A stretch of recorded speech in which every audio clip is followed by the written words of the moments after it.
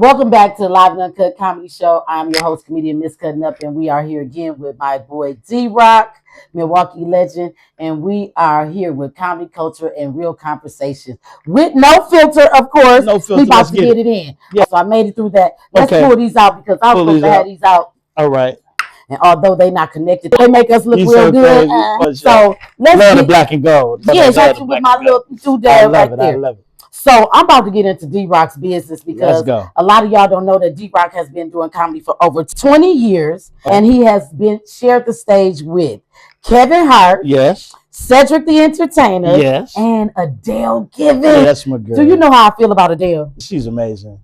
Do you know how I feel about Adele? I don't, but tell me. I'll share my man with her. Look, I'll share my man with you, Adele, for just about 3 minutes.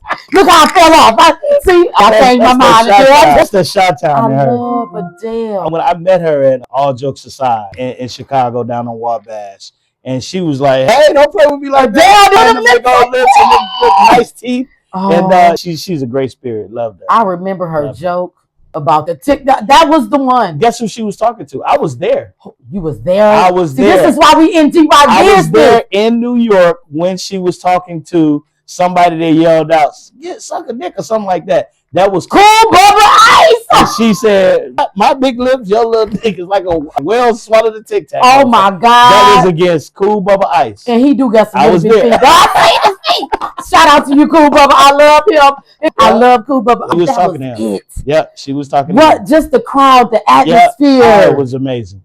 And it was so instant. Everything was instant. And then they'll do a show and then they'll shut down. You've been to a taping before. Yeah. And that when stuff happens like that, I'm like, oh, that's going to be amazing when we see that. Oh, my God. So 2 years later when I seen it, I'm like, I knew who she was talking to. Do you know, I think I was 12, 15. I don't even remember. 16. I remember when Adele did that joke. I remember sitting in front of the TV. Oh, my God. And I remember everybody on the front row around that square fell on the ground. Yeah. Everybody on the front row. Now, we was in the back. Cool Bubba was right there on the side. I never knew that was him. Corner. That was Cool Bubba Ice. Oh my God, Cool Bubba Ice. I'm sorry you had to get that, but you are a legend. Because of that moment. Man, Cedric the Entertainer. How was that? Man, that brother taught me a lot just about being on the road, just about being professional, just about getting your money, staying in time. Don't fall out your time. He tell that all the time. And then we pray before everything. We pray before the show, pray before we eat, pray before we go out and mess with the hoe. I'm just playing. We pray before everything. But he always give you that advice. And then he's like an uncle in comedy to me because he gives you that advice. And then he'll tell you when you're wrong. And that's why I always respected him. And every time he see me, act like he know me, even though he probably like, I remember the boy, but what's your name? Milwaukee. Oh, that's right. He just call you Milwaukee. He'll say Milwaukee. D-Rock, right? And then he'll go there. But man, one of the legends. So he hold down his image that he had on a show with when they had the TV show where they played the teachers. He actually really hold that down. He act like that's him all day. Oh man, but y'all met 3, 4. We done worked plenty of times. Said people that call him, are you and such and such? Come get this money. And it's been a great thing. He got a cousin that lives in Milwaukee that brought him back a couple times, and we all worked with him. Being on the grind 20 years, how do you just stay positive? Girl. I know. It's rough. I know sometimes you be like, man, keep it going. Because, and I'm going to stop saying I've been doing comedy for 20, 30, 40, whatever years. Because some of those years, I took a year off. You know what I'm saying? Yeah. Because sometimes you just get struggles. People tell you on the show, you get there, you're not on the show. They tell you on the show, you do the show, they don't pay you for the show. It's so much in comedy that I love. It's so much in comedy that I don't like. But it's just in me, and I can't stop doing it. So I'm just loving it. What you don't like about comedy? The business. Yeah, I don't like the business part. I like being on stage. I love being on stage. I love before show, the after show. I don't like the business part. Just hand me the envelope, bro. You don't need to holler at me. Let me holler at No, I don't need to holler at you. Just hand me the envelope you told me that you was going to hand me. But see, the people didn't come. Bro, I don't like the business. I see, that's why I always say, I hate the business part. Thing, I got to have that envelope ready and they come through the door, because you ain't going to be going around telling people Miss Cut ain't pay you. And see, if that was the agreement, let me agree on that when we talk originally. You know what I'm saying? Hey, man, we're going to try to do this show, and we're going to try to give you this, but the minimum I can give you is what. That's cool, but when these, oh, man, I got it, what you need? After a person don't pay you, how do you still work with them after they don't pay you? Truthfully, I love comedy enough. Yes, I do. You still work with them. I still work with them. And because I love comedy. So I'm going to have to do something different. You know what I'm saying? I might not show and up I on don't time. even know why I'm even asking you that. Yeah, because if you work with my cousin Eric, you ain't get paid that much. He's trying to give you the 3-piece chicken wing dinner. And then I only pay the taxes. No, nigga, it's supposed to be free. I ain't paying nothing. But that's different. I love my cousin. See, him and I went to the Million Man March together. Oh, the Million Man March. Same car, same minivan. His guy fell asleep. We hit the side of the road, woke everybody up. I think we spent the first night in the van, and then the next day we got a hotel. How many days did it take to get to the Million Man March? No, it was only from here to DC, so it was only 14 hours. It was amazing. I was at the mosque giving out sandwiches. I was giving out sandwiches to the people on the bus. I was all down. I went to the people. So when he called, that's like big bro. I stayed in his apartment building before it got burned down. What's that one? The one on Churchill. It was burned down when you said it. Right. That was one of my first. I think that was my first apartment. And be on time. Hey, man. Rent. No, look at this $13, man. Leave me alone. Take $100. I'm done for the year. Get away from me, bro. I love my water didn't work. When he came and got, you gonna unplug this toilet? You need your rent, but you gonna unplug the toilet. That's the only little dude I take out, brother, man. That's my brother.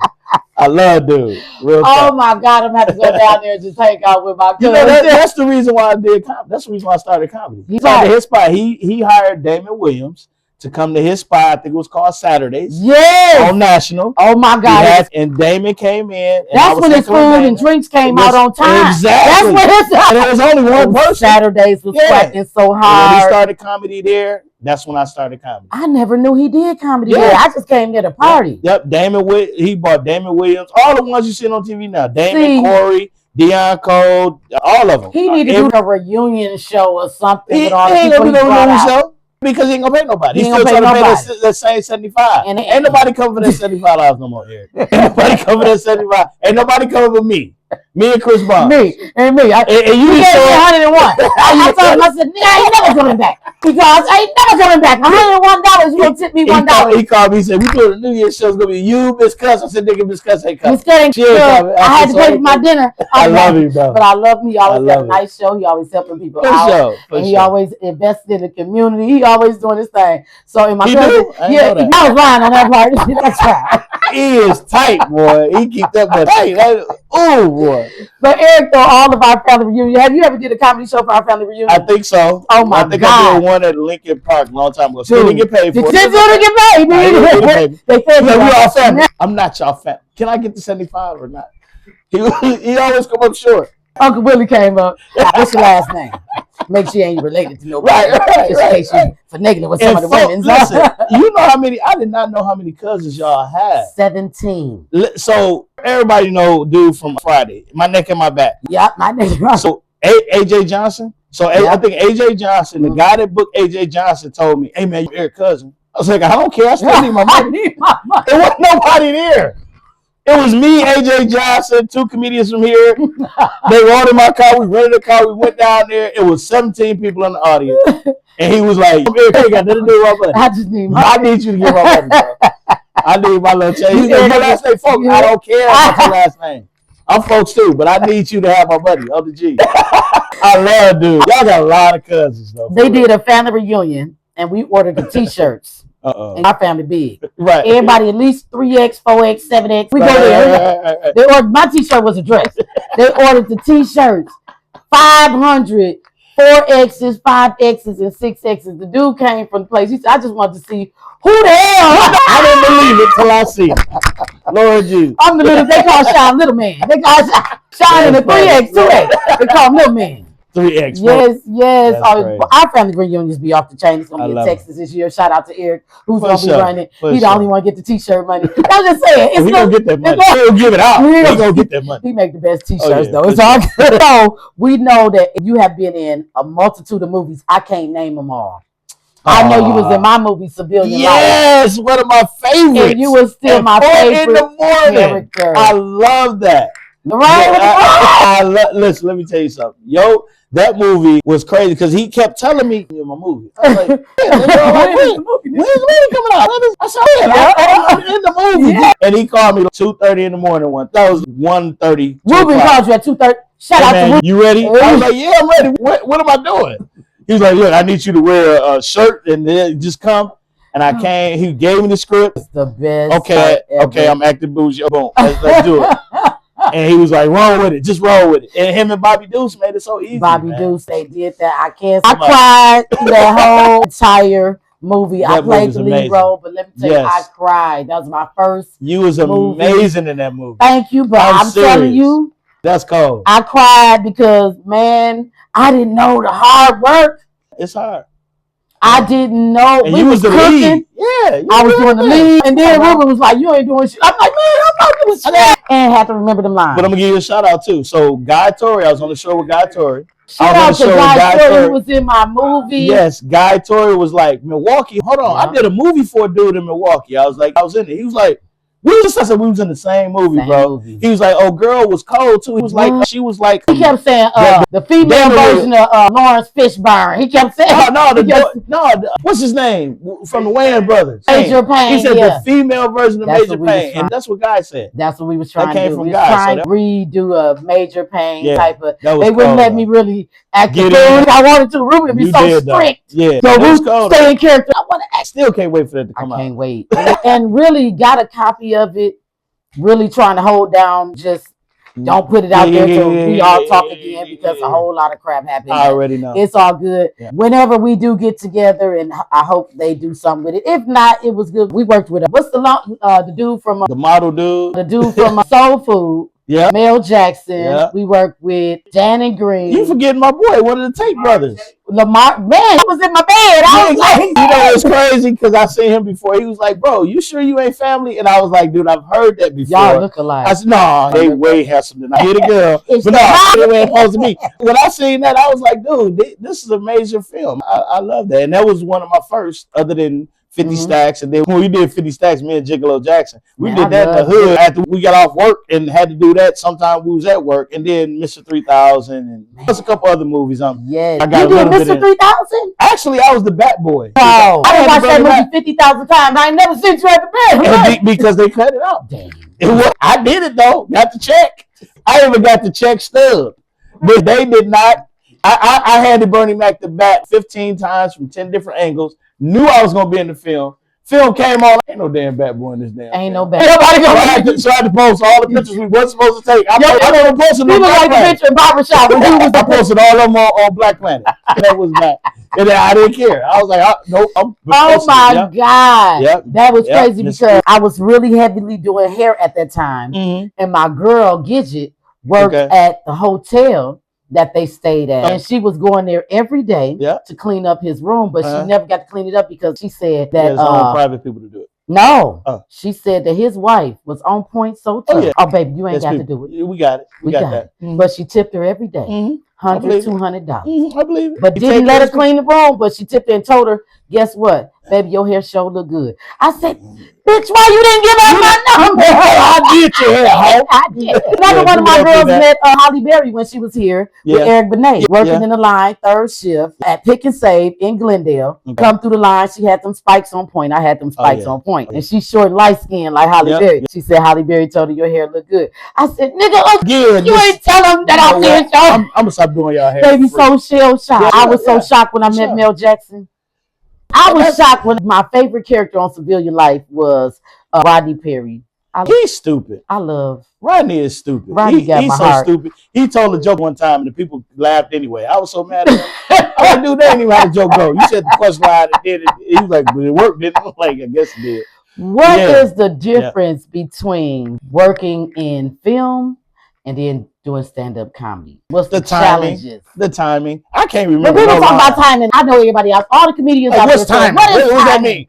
When you're doing a joke on stage, it's for the instant gratification of getting people to laugh. When you're doing a line, I don't know if it's funny or not. Right. Because we just did it and cut. And we ain't gonna see it until it's put together. Yeah, exactly. And might not. Because did you know that Lorraine with the brain? Did you even plan that? No. Did you even know you was gonna do that? Nope, I had no clue. Because of the way he was directing it, he was like, dude, just make sure. What would you say if you was in this position for real? And I was like, he's like, just be you, just do it. So it wasn't easy. It was just they made it comfortable. So the difference is just the film, and you got to remember so much stuff on film. The stuff that I do on stage, it's like a record. I did it so much, it comes back naturally. And so we know exactly when to hit that moment where we know the crowd is ready to laugh. Exactly. And they on the edge of their chair ready, and you got to say something. So when your stand-up is real, you live that of the preacher being fine. You know how that felt in that moment. Is fine. So you live in that at the moment, right? So when you live that at the moment, I'm like, I get it. But when you got to play a character that you're not, that's not me. And that's why I've turned down some roles. I have turned down some roles, but that ain't me, bro. I can't do it. How you turning down a role? Because it don't fit. So I'm not going to name the director, but he called me. I thought he was a friend of mine. And he got really upset that I wouldn't play a pedophile pastor, a deacon or something like that. I just don't want to do it. Bro, that don't fit my character. I work with kids every day. I can't stand pedophiles. They're going to be like, the teacher touching people. Exactly. So I couldn't do that. Exactly. I teach kids this. So I can't do that, bro. And then he got mad. It was like, well, you ain't no real actor. I'm like, cool. If I was Tyler Perry, I would say no. I cannot do that, bro. It's just certain characters I cannot do. So Miss Magic, God rest her soul. She wanted to do a film, and she wanted me to play a transvestite. And this was before. See, Miss Magic do too much. Shout out to Miss. Shout out to her family. She up there laughing because she know. She up there laughing right now. She up there. No, I'm not. If I was Spike Lee, I would tell him no. But see, even Spike Lee and Tyler Perry and them had some money. Miss Magic, what you gonna pay me? I would have said no. I don't want no helicopter. I'm not doing it. I'm going to work tomorrow. And I think that's my problem. A lot of people ask me, D-Rock, why you ain't blow up? First of all, I think I'm blowing up because I'm on Tubi. That's number one. Number two, what is blowing up to you? Man, I go to work tomorrow. Somebody asked me why you ain't blowed up yet. What is that? What is and I had to play it off because I was embarrassed. You got your own. I was fat bitches behaving. You got your own podcast. What's blowing up? For real. Blowing up like to me you is doing what you love to do, ain't that? And you getting paid for it. And you love it. You ain't hurting nobody. You're not doing nothing to jeopardize somebody's soul, their spirit. You're not doing no P. Diddy shit. You good. I was just saying, introducing the show before you got here, and I was telling people, hey, I done did comedy. Yes. I done traveled. Yes. I done did all. I done through the shows. Only one I ain't done yet is a Triple X comedy show coming soon to a stage. Coming soon. To Ricky's. Down on stage. Right. I'm going to get that one out the way before Jesus take me on out of here. Right. I got to do it. But a lot of people say blowed up. What does that mean? To me, it's just like we done did it all. And then it's like, oh, well, now what? And so I said, well, I want to pull all this together because I still, at the end of the day, people still say, can I get my hair done? I still come back and do. I remember you telling me you really love. You're like, I'm done doing hair. I actually quit. There's going to be a lot of bald head girls in life because Miss Cuts ain't doing it. They're not trying to hear Yeah, that's your calling. That's what you need to do. A lot of people ask me to stop coaching basketball. I'm going to take a year off because of my mental and get ready. And then if I like it, I'm going to go back to it. But if I don't, I'm good too. But comedy is in my spirit. I love doing it. And when I do it, when I don't, I literally wanted to quit doing hair to try in comedy just to see can I actually do this full time. And I've been off for 4 or 5 years. And I'm still like, man, I can't.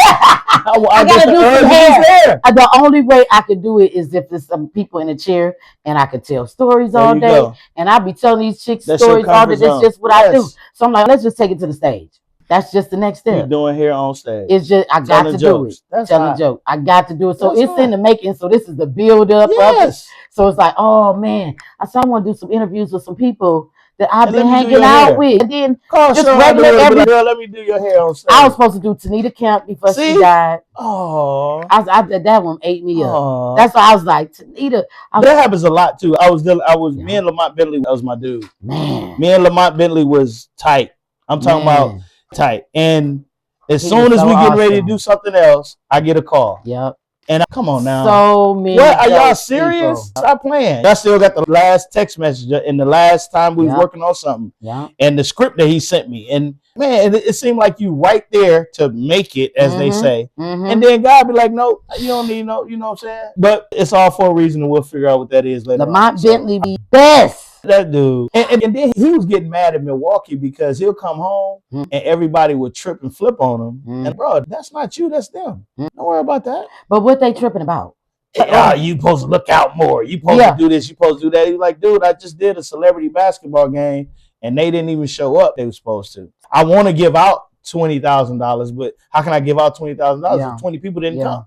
I think what my son was, because Lamont Bentley, wasn't he part of the basketball team because a lot of the kids was going to see him and what? Well, it was a lot of stuff that they was doing at the time. He knew bringing in celebrities would be expensive. So what was he doing? He was saying, let's do these celebrity basketball games because all the celebrities want to be basketball players anyway. So we'll bring them in because we Milwaukee Bucks and we was going to get it at the and it Bradley was good. I know my son got to go and he got UWM. It was a good thing. So he gave back a lot of money because he passed. Yeah, he was getting ready to do but nobody else want to take over and take over. I tried. I ain't gonna lie. I tried to do it. A year after that, I got a whole bunch of basketball players that I knew to do the celebrity game. And it was a Milwaukee Legends game. Matter of fact, I had Tony Neal, Jacob Lattimore sung the national anthem. We had a big, it was 2 back-to-back. And then the third one, they said that we had to sign some licenses, and his Lamont's dad or uncle, he was probably starting to blow up in. Well, no, when he passed, we tried to do 3, and then his uncle stepped in the middle. Was like, "Hold on, y'all can't use his name."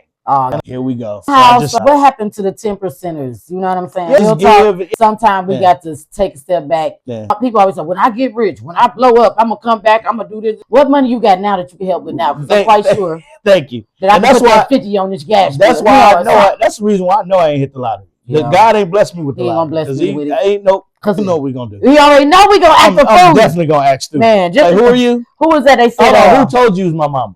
And that's what I'm be talking about. Look, who told you it was my mama? What you mean he know me? Kathy already got it. You seen my mama. She already got her car picked out.